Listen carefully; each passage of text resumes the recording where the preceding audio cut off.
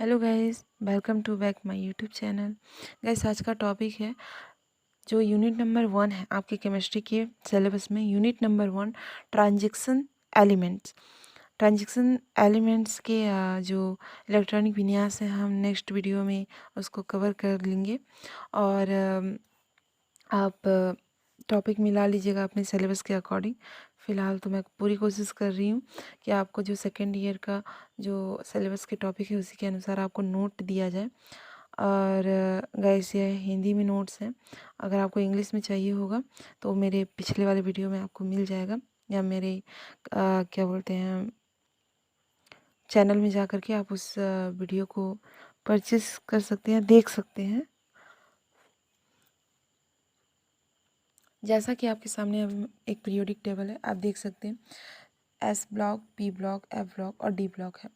S, F और P block आपने first year में पढ़ लिया होगा।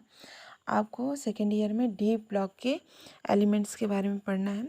इसको ट्रांजिशन एलिमेंट भी बोला जाता है। जो डी ब्लॉक के तत्व है इसको ट्रांजिशन एलिमेंट्स भी बोला जाता है। आगे जब मैं आपको नोट्स दिखाऊंगी तो आपको समझ आ जाएगा। जैसा आपके पास आपके सामने है, डी ब्लॉक एलिमेंट्स को मैंने दिखाने की कोशिश की है। आप देख सकते हो बीच वाले पोर्शन में जो है, यानी बीच वाले एरिया के जो एलिमेंट्स हैं उनको डी ब्लॉक के एलिमेंट्स कहते हैं। हम इसी के बारे में पढ़ेंगे। डी ब्लॉक के फर्स्ट ट्रांजेक्शन सीरीज़ के बारे में हम इसी यूनिट में पढ़ेंगे, एंड सेकेंड, थर्ड और फोर्थ ट्रांजेक्शन सीरीज़ के बारे में हम दूसरे यूनिट में कवर करेंगे। ये रहेगा इस आपके नोट्स। फर्स्ट पॉइंट है, इन्हें डी ब्लॉक के तत्व भी कहा जाता है। और कंफ्यूज नहीं होइएगा, या तो इसे ट्रांजिशन एलिमेंट्स इंग्लिश में बोला जाता है और डी ब्लॉक के संक्रमण तत्व भी कहा जाता है। नेक्स्ट में आपका है, डी ब्लॉक के तत्व को ही संक्रमण तत्व कहा जाता है। आप जैसा कि देख पा रहे हो, जो डी ब्लॉक के तत्व है उसको ही संक्रमण तत्व या ट्रांजिशन एलिमेंट्स कहते हैं। आप कंफ्यूज नहीं होइएगा।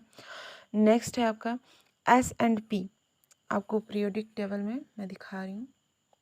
इसके बगल में देखिए एस ब्लॉक, और डी ब्लॉक के उसके बगल में देखिए पी ब्लॉक, यानी एस और पी ब्लॉक के बीच में, एस और पी ब्लॉक के बीच में आपका डी ब्लॉक एलिमेंट्स पाया जाता है।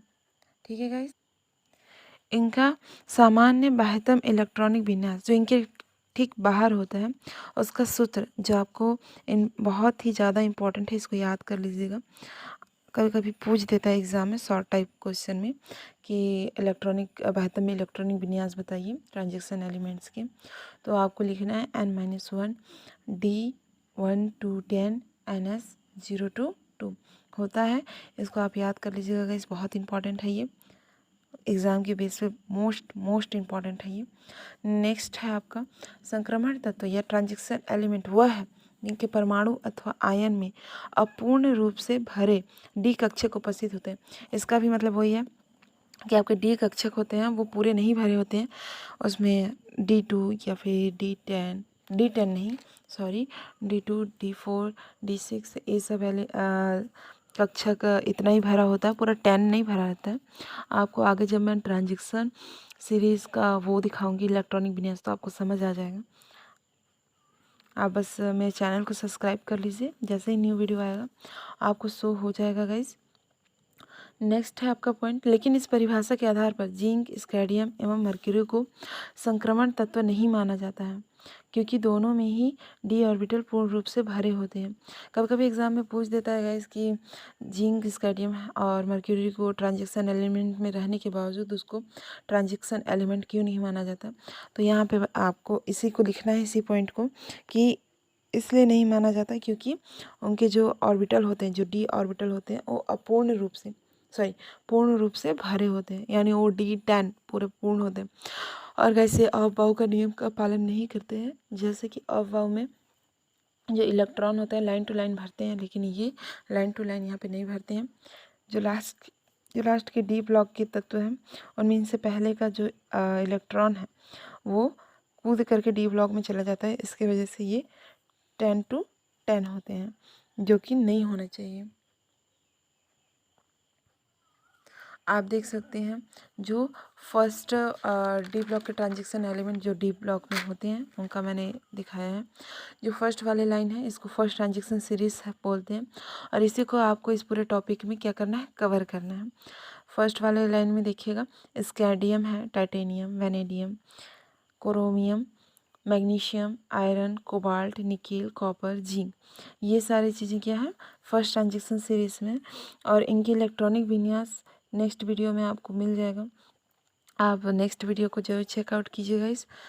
और आपको अगर इंग्लिश में नोट चाहिए होगा तो इससे पिछले वाले वीडियो मैंने इंग्लिश में नोट्स दे दिए हैं इसके, आप चेक कर सकते हो। नेक्स्ट है आपका वो टॉपिक मूल अवस्था तथा उनकी सामान्य ऑक्सीकरण अवस्था में पूर्ण D10 विन्यास है। मतलब यह जो लाइन है इसके ठीक पिछले वाले लाइन के ही तरह है कि जिसके डी ब्लॉक हैं वो D10 विन्यास से पूरे के पूरे भरे होते हैं। इन एलिमेंट की 4 श्रेणियाँ सीरीज पाई जाती हैं। फर्स्ट ट्रांजेक्शन सीरीज और 3D सीरीज, जिसे 3D सीरीज भी कहा जाता है। मतलब फर्स्ट ट्रांजेक्शन सीरीज को ही 3D सीरीज बोला जाता है।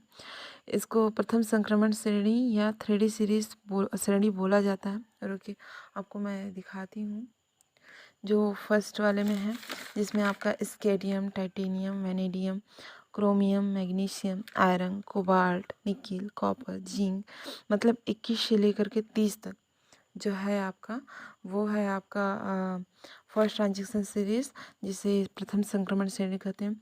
इसके ठीक दूसरा वाला है द्वितीय संक्रमण श्रेणी या 4D श्रेणी जिसको बोलते हैं। इसको सेकेंड ट्रांजेक्शन सीरीज या 4D सीरीज बोला जाता है। थर्ड है आपका तृतीय संक्रमण श्रेणी या 5D श्रेणी, इसको थर्ड ट्रांजेक्शन सीरीज या फिर 5D सीरीज कहा जाता है। फोर्थ है आपका चतुर्थ संक्रमण श्रेणी या 6D श्रेणी, इसे फोर्थ ट्रांजेक्शन सीरीज या सिक्स्थ डी सीरीज कहा जाता है। ये था आपका जो सेकेंड ईयर का यूनिट नंबर 1 का पहला topic element of first transaction series के बारे में, मतलब ट्रांजेक्शन एलिमेंट्स के कैसे होते हैं इसका जो डेफिनेशन है इसी प्रकार है।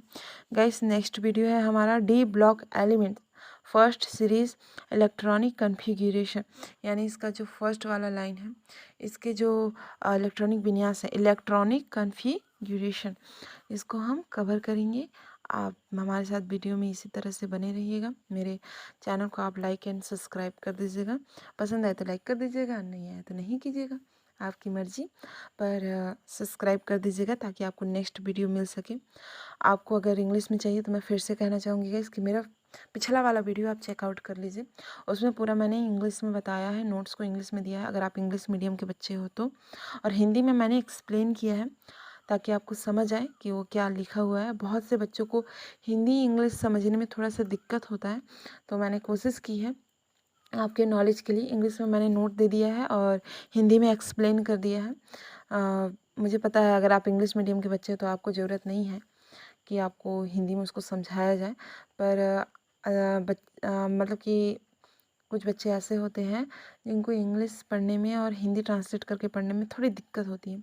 अभी न्यू जो बच्चे इंग्लिश मीडियम में गए हैं, सेकेंड ईयर में भी ऐसा ही हुआ है, कुछ न्यू बच्चे गए हैं तो उनको बहुत दिक्कत हो रही है। इसको ठीक करने की मैंने कोशिश की है, उनको सरल करके नोट देने की कोशिश की है। सो गाइस आज के लिए इतना ही, अब बाय बाय।